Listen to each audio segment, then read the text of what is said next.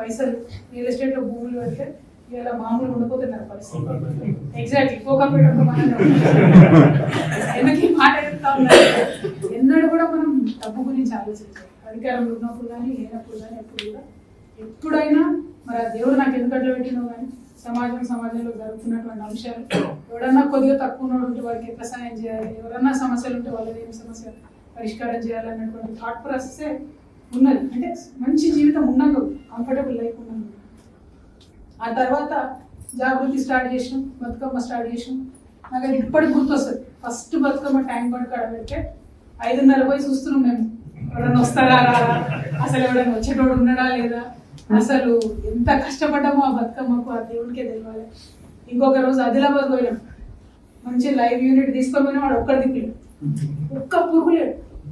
పైసలు real estate లో భూములు పెడితే ఇలా మామూలు ఉండిపోతున్నారు పరిస్థితి. ఎగ్జాక్ట్లీ కోకాపేట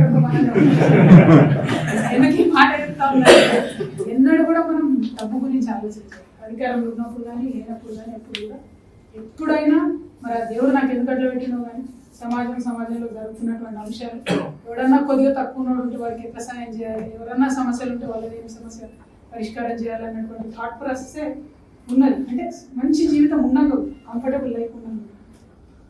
ఆ తర్వాత జాగృతి స్టార్ట్ చేసినాం, బతుకమ్మ స్టార్ట్ చేసినాం. నాకు అది ఇప్పటికి గుర్తొస్తుంది. ఫస్ట్ బతుకమ్మ ట్యాంక్ బండ్ కాడ పెడితే 5:30 పోయి చూస్తున్నాం మేము, ఎవరైనా వస్తారా రారా, అసలు ఎవరైనా వచ్చేటోడు ఉన్నాడా లేదా, అసలు ఎంత కష్టపడ్డామో ఆ బతుకమ్మకు ఆ దేవుడికే తెలియాలి. ఇంకొక రోజు ఆదిలాబాద్ పోయినాం, మంచి లైవ్ యూనిట్ తీసుకొని పోయినా వాడు ఒక్కడి దిక్కులేడు, ఒక్క పురుగు లేడు.